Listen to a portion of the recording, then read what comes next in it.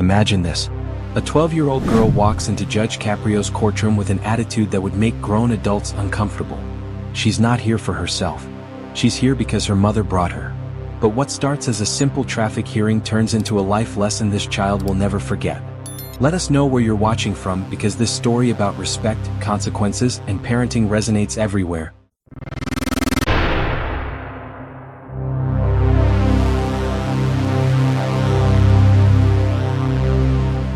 Wednesday afternoon, 2:30 p.m., Providence Municipal Court. Judge Frank Caprio sits at his bench reviewing the afternoon docket. The case seems routine at first glance. Sarah Martinez, age 34, cited for 3 unpaid parking tickets and an expired vehicle registration. Nothing unusual, nothing that would suggest what's about to unfold in this courtroom. The bailiff calls the case and the heavy wooden doors at the back of the room swing open. Sarah Martinez enters first. She's a woman in her mid-30s wearing scrubs, the kind nurses wear after a long shift. Her shoulders are slightly hunched, carrying the weight of exhaustion that comes from working multiple jobs. Her hair is pulled back in a practical ponytail, and her eyes show the weariness of someone who hasn't had a full night's sleep in years. She walks toward the bench with the hesitant steps of someone who knows they're in the wrong but doesn't have the resources to make it right. Behind her, moving with an entirely different energy, comes Madison. Madison Martinez is 12 years old, but she carries herself with the confidence of someone who has never been told no and meant it. She's wearing designer clothes head to toe. The kind of outfit that costs more than her mother probably makes in a week. Expensive sneakers that look like they've never touched actual pavement. A jacket with a logo that screams status. Gold jewelry catches the courtroom lights, bracelets jangling as she walks. But it's not the clothes that catch everyone's attention. It's the attitude radiating from every movement she makes. Her face is buried in her phone, thumbs moving rapidly across the screen. White earbuds are wedged in both ears, the cord dangling against her chest. She doesn't look up when she enters. Doesn't acknowledge the judge, the bailiff, or even the other people in the gallery who have turned to watch this unusual entrance. She's in her own world, and that world clearly doesn't include this courtroom or anything happening in it. Her mother glances back at her, a look that mixes embarrassment with resignation, the expression of a parent who has fought this battle too many times and lost. The gallery, the collection of people waiting for their own cases or simply observing the proceedings, immediately picks up on the dynamic. An elderly woman in the third row leans toward her companion and whispers something, shaking her head. A middle-aged man in a work uniform crosses his arms, his expression already showing disapproval. Even the court clerk glances up from her computer, eyebrows raised slightly. There's an energy in the room now, a collective awareness that something is off about this picture. Judge Caprio watches the pair approach. His expression remains neutral, professional, but his eyes are sharp. He's been on the bench long enough to read people, to see beyond the surface, and what he's seeing now concerns him. A tired mother in medical scrubs who can't afford basic expenses. A daughter dripping in luxury brands, completely disconnected from the struggle happening right beside her. He clears his throat and speaks, his voice calm and measured. "Miss Martinez, please approach the bench." Sarah Martinez steps forward, but before she can speak, Madison's voice cuts through the courtroom. "Can we hurry this up? I have plans." The words are loud enough to carry, spoken with the casual entitlement of someone who genuinely believes their time is more valuable than everyone else's. She still hasn't looked up from her phone. Sarah's face flushes red with embarrassment. She turns slightly, her voice a harsh whisper. "Madison, please. Not now." Judge Caprio's expression doesn't change, but there's a subtle shift in his posture. He leans forward slightly, his hands folding on the bench in front of him. "Young lady, I'm speaking with your mother. Please wait quietly." It's a simple request, stated with the calm authority of someone who expects to be heard. But Madison doesn't remove her earbuds. She doesn't even look up. Instead, she lets out an audible sigh, dramatic and exaggerated, the kind of sound designed to communicate maximum irritation with minimum effort. She shifts her weight from one expensive sneaker to the other, her entire body language screaming impatience. The gallery reacts immediately. More whispers ripple through the benches. A woman in the back shakes her head in disbelief. The man in the work uniform uncrosses his arms only to cross them again tighter, his jaw clenched. Even the bailiff, standing near the door with the practiced stillness of someone who's seen everything, raises his eyebrows slightly. This level of disrespect isn't common, especially not from a child. Judge Caprio notes every reaction, his experienced eyes taking in the room's temperature. He returns his attention to Sarah Martinez, but makes a mental note. This won't be his last interaction with the young lady standing behind her. Judge Caprio turns his full attention to Sarah Martinez, his voice returning to its professional tone. Miss Martinez, you're here regarding 3 unpaid parking tickets totaling $450, plus an expired vehicle registration. Can you explain your situation? Sarah takes a breath, her hands clasped tightly in front of her, knuckles white with tension. Your Honor, I work as a registered nurse at Providence General. I've been picking up extra shifts wherever I can, and I also work weekends doing catering to make ends meet. The tickets, they just piled up while I was trying to keep everything else together. My registration expired because I couldn't afford the renewal and the repair work the car needed to pass inspection at the same time. Her voice is steady but quiet, the voice of someone who has had to explain their financial struggles too many times, to too many people. I'm not making excuses, Your Honor. I know I should have handled this sooner. I'm just asking for time to pay. I can do $50 a month if that's acceptable. Judge Caprio nods, his expression softening slightly as he reviews her file. Before he can respond, Madison's voice slices through the moment like a knife. Oh my God, Mom, just pay it so we can leave. This is taking forever. Every head in the courtroom turns. The interruption is so brazenly disrespectful that for a moment, there's complete silence. Even the clerk stops typing. Sarah's face goes from embarrassed red to mortified crimson. She turns to her daughter, her voice sharp but desperate. Madison Marie, I need you to be quiet right now. Please. Madison finally looks up from her phone, but only to roll her eyes dramatically. Whatever. She draws the word out, making it 3 syllables, each one dripping with contempt. Judge Caprio's expression hardens. His voice remains calm, but there's steel underneath now. Young lady, I need you to remain silent while I'm speaking with your mother. This is a courtroom, not a social gathering. Madison looks directly at the judge for the first time. She doesn't remove her earbuds. She doesn't put her phone away. Instead, she meets his gaze with a smirk that suggests she finds this entire proceeding beneath her. Fine, she says, the single word loaded with insolence. Then she looks back down at her phone, thumbs resuming their rapid movement across the screen. The gallery erupts in whispers. A woman near the front mutters just loud enough to be heard, unbelievable. An older man shakes his head slowly, his face showing the kind of disapproval that comes from a different generation, one that wouldn't have tolerated such behavior for a single second. Judge Caprio allows the moment to settle before returning to Sarah. Miss Martinez, you mentioned you're a nurse. How long have you been working in healthcare? Sarah seems grateful for the redirect, eager to move past her daughter's behavior. 12 years, Your Honor. I work in the emergency department. It's demanding, but I love helping people. The judge nods. And you're raising your daughter alone? Sarah hesitates, and in that hesitation an entire story lives. Yes, Your Honor. Her father and I divorced 3 years ago. It's just the 2 of us now. Before the judge can ask another question, Madison interjects again, this time without even looking up from her phone. Not really alone.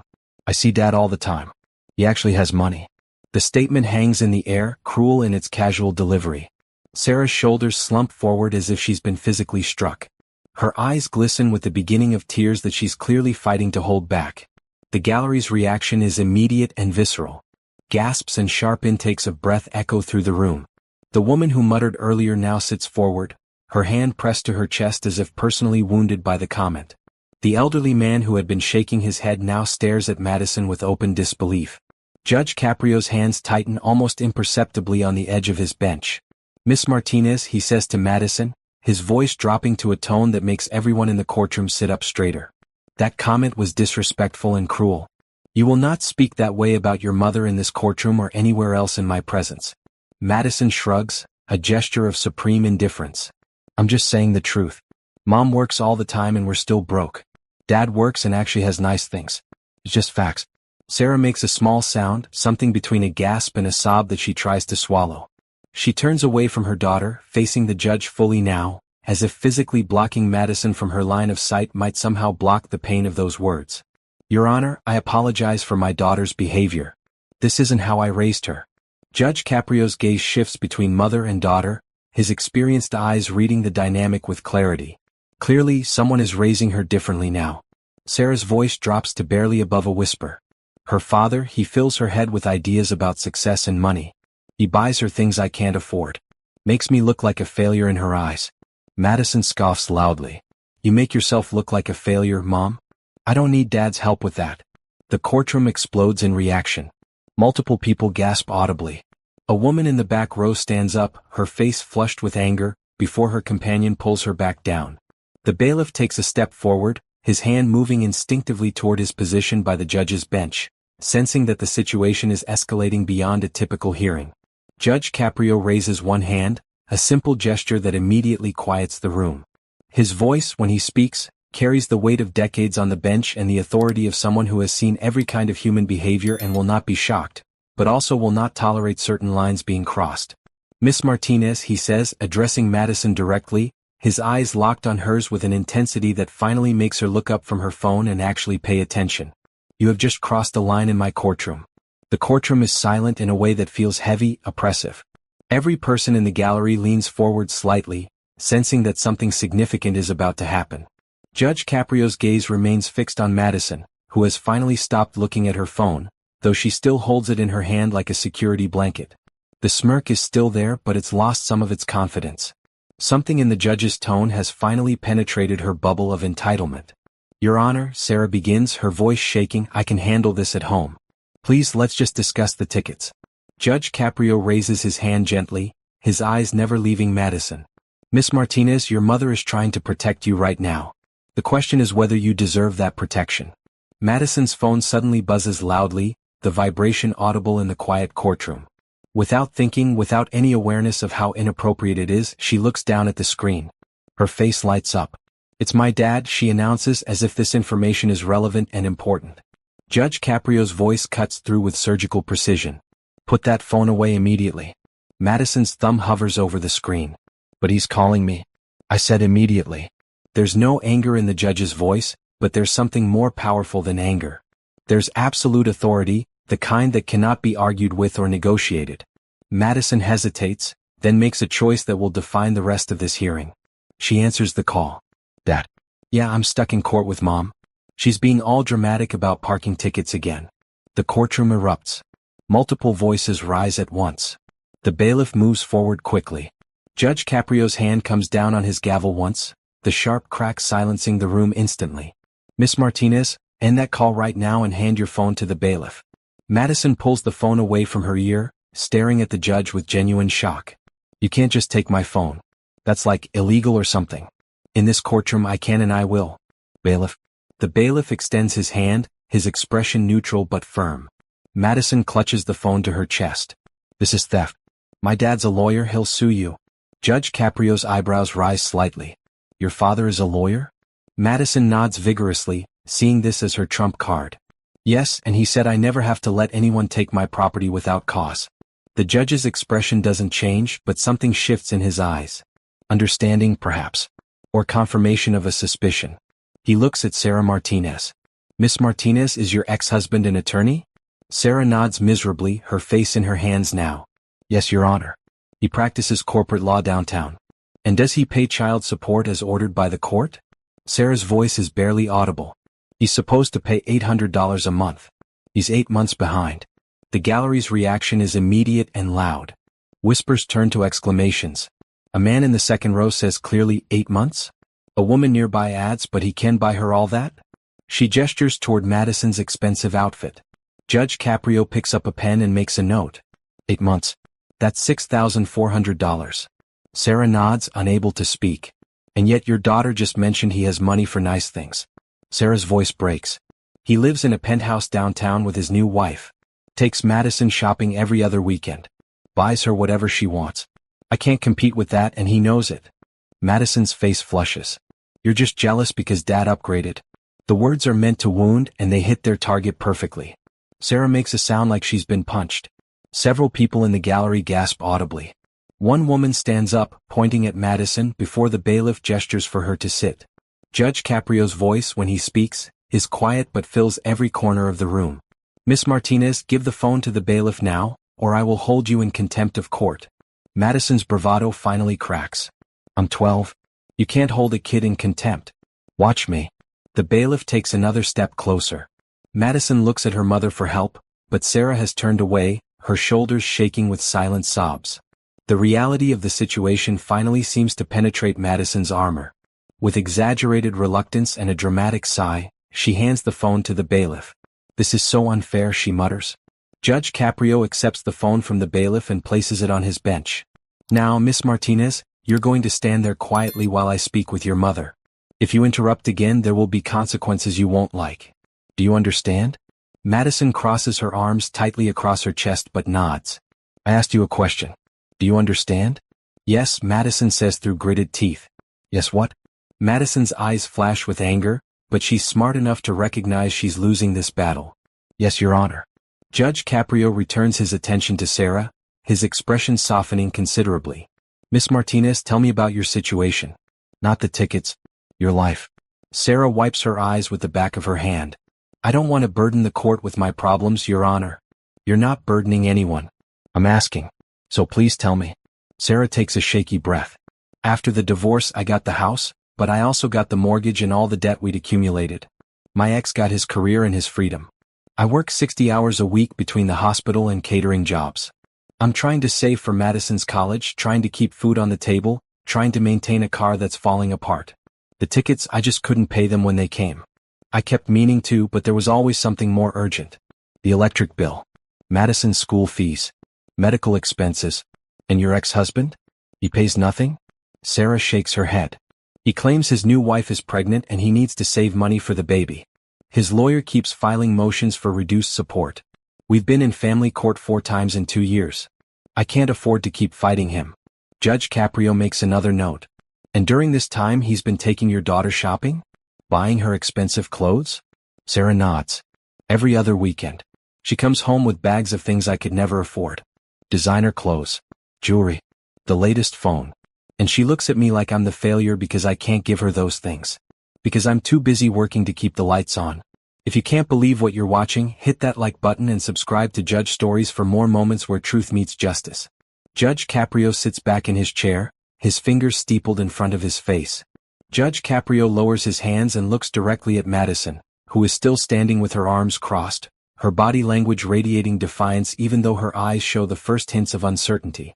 "Miss Martinez, come stand directly in front of my bench." Madison doesn't move immediately.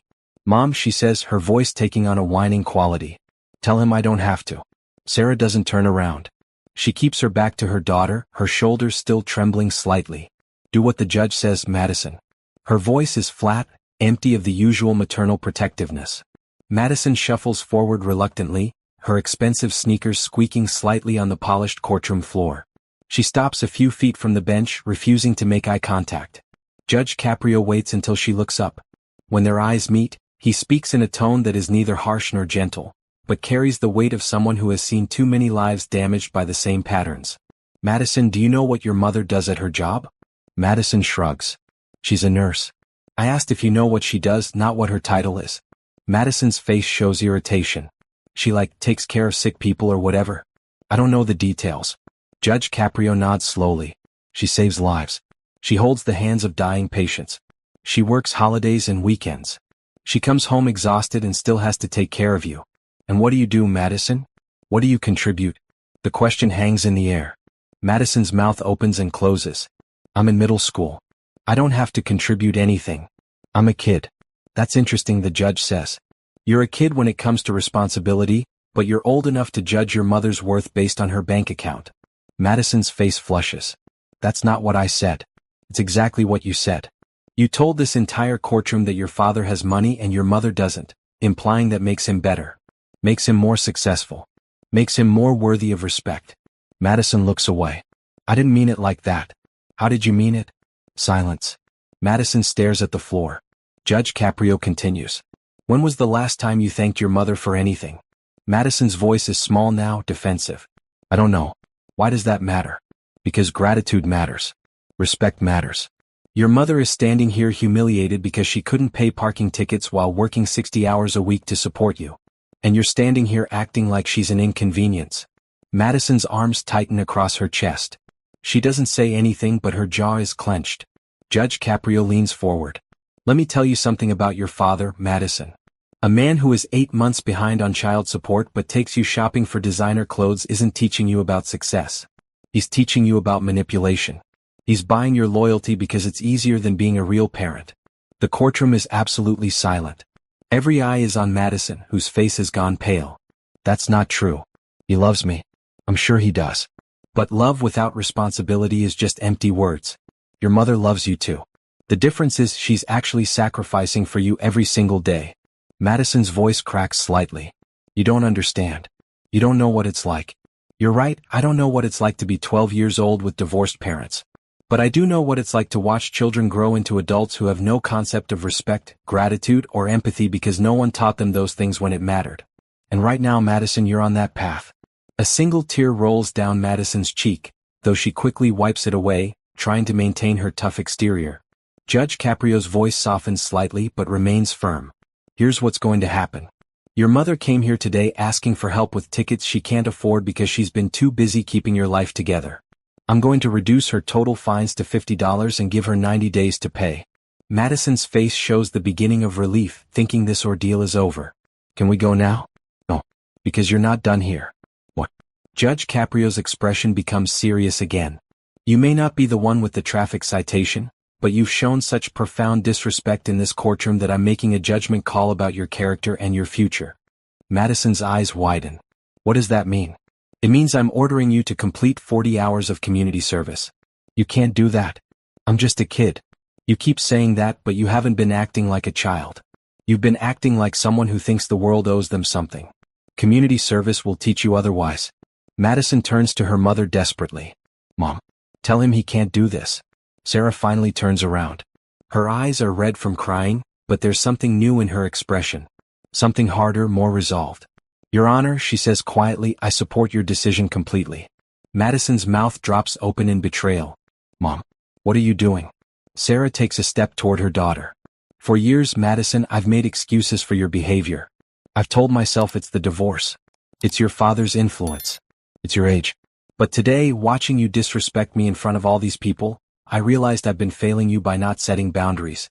Judge Caprio is right. You need to learn what real work looks like. What real struggle looks like. Madison's voice rises to a near shout. I can't believe you're doing this to me. You're supposed to be on my side. I am on your side, Sarah says, her voice steady now despite the tears still streaming down her face. That's exactly why I'm agreeing with this. Because letting you continue down this path isn't love. It's neglect. Judge Caprio nods approvingly at Sarah before returning his attention to Madison. You'll complete your 40 hours at Sunset Nursing Home. You'll help care for elderly patients who have no family visiting them. People who worked their entire lives and are now alone. You'll do it every Saturday for the next 10 weeks, 4 hours each day. Madison's face is now streaked with tears, her carefully constructed armor completely shattered. This isn't fair. Fair. Judge Caprio's voice takes on an edge. Your mother working 2 jobs while your father lives in luxury isn't fair. Your mother going without so you can have school supplies isn't fair. But consequences for your behavior? That's not about fairness. That's about accountability. And Madison, accountability is something you're about to learn intimately. The gallery sits in stunned silence, many nodding in agreement, some wiping their own eyes. Judge Caprio isn't finished. Before you leave this courtroom, you owe your mother an apology. Madison stands frozen, her face wet with tears, her body language completely different from the arrogant girl who walked in an hour ago.